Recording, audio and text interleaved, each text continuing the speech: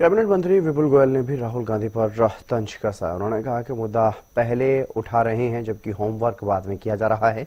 Vote चोरी का मुद्दा बिना तथ्यों के उठाया गया है। बिहार चुनाव को लेकर के भी कैबिनेट मंत्री विपुल गोयल ने प्रतिक्रिया दी। उन्होंने कहा कि बिहार चुनाव में एनडीए की जीत होगी। नीतीश कुमार के नेतृत्व में एनडीए की सरकार फिर बनने जा रही है। साथ ही हरियाणा में रजिस्ट्री व्यवस्था सुधारने की योजना की भी उन्होंने जानकारी दी। उन्होंने कहा कि ऑनलाइन और ऑफलाइन रजिस्ट्री व्यवस्था सुधारने का प्रयास लगातार जारी है। कि नीतीश जी ने रोडों को वाकई में A+ बनाने का काम किया, गांव गांव तक कि पूरे लोग बैठे हैं।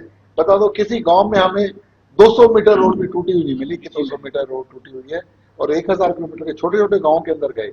बहुत डेवलपमेंट लोग नीतीश जी की कार्यशैली से, मोदी जी की नीतियों से, और मोदी जी का जो नीतियां हैं, चाहे घर की बात हो, चाहे गैस की बात हो, चाहे उन्हें टूटी से जल की बात हो, नल से जल की बात हो, और जितनी सुविधाएं हैं सारी की सारी वहां लोगों को मिली और लोग बड़े खुश थे और लोग मोदी जी को वोट देना चाहते थे। सब अच्छे तरीके से जानते हैं ये इवेंट करने का काम करते हैं।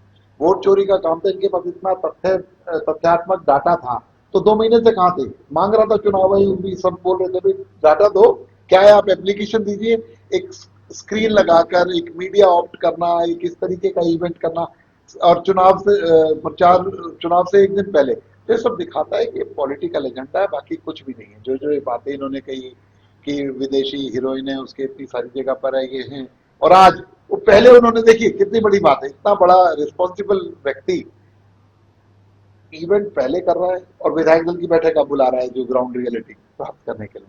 वरना ग्राउंड रियलिटी प्राप्त करने के बाद में कोई स्टेटमेंट देनी चाहिए थी उनकी। जो मैंने आज पेपर में पढ़ा, 9 तारीख को उनकी जो विधायक दल की बैठक है या प्रत्याशी उनको बुलाने का काम होगा, उनसे अपडेट लेने का काम हो रहा है।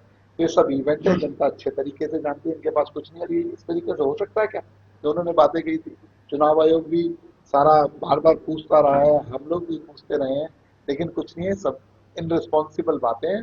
उन्होंने जनता को भ्रमित करने का काम किया, लेकिन जनता भ्रमित हो गई। 2015 के चुनाव में मैं बिहार गया था, पटना की एक विधानसभा के अंदर मेरी ड्यूटी लगी थी।